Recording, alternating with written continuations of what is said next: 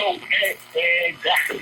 And so when we start looking at the numbers and looking at money and how much money the schools are bringing in, versus the notion to keep people to productive citizens, right? That's what many schools are doing. Right. And so at Henry Ford, we're more concerned about the systematic development of the entire person. So we are looking at, even though you may have a small number of this particular group on campus, what are we going to be able to do to make sure they get to the finish line? Right. That is a major concern at Henry Ford. Right. Well, I like the thrust of this conversation, Dr. Havel, because people that I talk to in education about on the questions of diversity and equity and so forth, a number of people that I talk to normally, they always come at it like, we're just doing a public good, and of course they'll express the moral responsibility here, but without the historical perspective. And when you express the moral responsibility and the need to do this in the interest of the public good, without the historical correlation, the history that leads to where we are, it makes it look as if you're just doing black people a favor by getting more black folks on campus, or by getting more black people enrolled in the institution, or by opening an office of diversity and inclusion.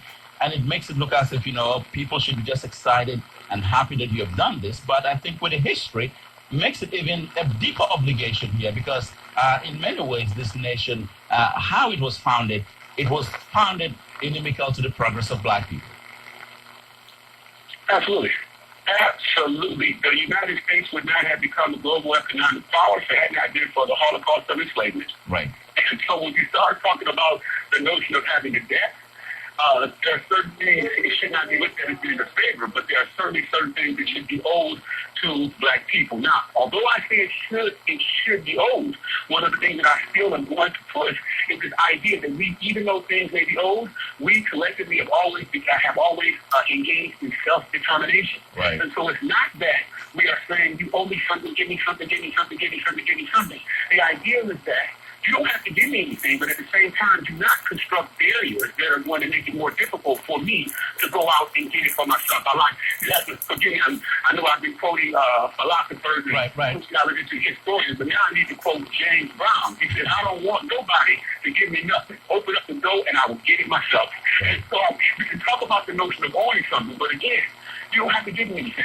Right. As long as you're not putting barriers up around me to create even more challenges, that is all that I think we want. But because there are barriers here, this is what we do at Henry Ford and what the Black Belt School is supposed to be constantly trying to do. We're trying to remove those barriers, dismantle those barriers, and give our students again access, because our students are able to achieve anything that we put in front of them. No question. Let's go to Nick. Nick has a question or comment for Dr.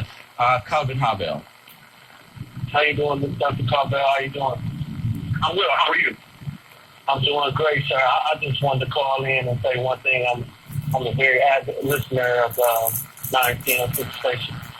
One thing about me, and one thing I wanted to say, you're absolutely right. I'm very thankful for what you're doing at Henry Ford Community College. We all know that we need more programs set up for Detroiters in general. I don't know off top what the prison population of Detroit is and what it has been in the last 40 years, but I know that a large percentage of Detroiters have been incarcerated. I myself, I've been incarcerated in the prison. I have 9 felons, and at one point, I gave up on myself. As a 34-year-old black man in the city, I ran out of options. But I am thankful for some of the programs that Detroit has opened up what WC3 has done. They're offering the associate program for individuals to get into that are Detroit residents to receive your associate's degree. I took advantage of the program and received my associate's degree, and I'm working on my bachelor's in the near future. I think that we should put it out there, let everybody know. Everybody should know about the opportunities for Detroit residents and Detroit colleges. Everybody has to know what WC3 is doing, Henry Ford is doing, what OCC is doing, but especially what they're doing for the free education to make it easy for you to receive your degree. And I think that's really important, man. I'm thankful for what you guys are saying and what you guys are talking about. I hope everybody's listening. Right. And hopefully everybody can get that information. Well, Nick, stay on the line here. I like this conversation where it's going because I think to some of the things that Dr. Harville mentioned, Wayne County Community College is also doing an excellent job. The chancellor there, Dr. Ivory, is one of the best, if not the best, college president here in Detroit. I recall about a year ago, 2 years ago, he wrote this book about young black men, and I had the honor of writing the introduction to that book. And what the college has done is that they have this male mentoring program where they bring young black male from all these high schools, about 80 of them, and bring them in a college in a room setting with Dr. Ivory talking to them about his life and how he was able to make it. And it's this rigorous conversation that you never see. You hardly see a college president interacting face to face for 2 hours with young African American men in a room, having a real talk with them. When you get pulled over by the police, what would your response be, and all of that? And I've had the honor of facilitating a number of those with Dr. Ivory, and it was just so experiential watching those students look at him and just having a real talk like they're talking to their father. And I thought it was so enriching for those students. And some of them, the result is getting an internship from there and getting opportunities from there. So I think it ties into the entire conversation here. Yeah, I wanted to say something about another program also. It's called the STEP program in Detroit. Skill Trade Enrollment Assistance Program. That's also another program where Detroiters can get involved, receive a trade license, a trade degree. I mean, these things are important. I mean, like I said, I've been in prison. I served 3 years in Michigan Department of Corrections. I've been released since 2013. I tried to get a job doing general labor, breaking my back. It's just that nothing adds up until you receive some form of education to take us further in this world. Right. Open up the possibilities for yourself. So I definitely think that Detroiters in general, because our incarceration rates are higher than our graduation rate. Right. So I mean that tells you everything. Well, Nick, let me say this, and I appreciate you calling. Thank you so much, Nick. Let me say this to Nick. Once there is life, there is hope, and if there is hope, there is a will. So I hope you stay positive and keep doing what you're doing to become productive and contribute to your own community. Back to you, Dr. Harville. Obviously, a lot of people are connecting with this conversation. Yes, absolutely. I was going to say in terms of Nick as well, I hope, I'm not sure if he's still on the line, but please, if there's anything that I can do to assist him in terms of his education, going on to get that master's degree, anything of nature, please tell him that I'm going to try to get my information out to you. Okay. And you can contact me.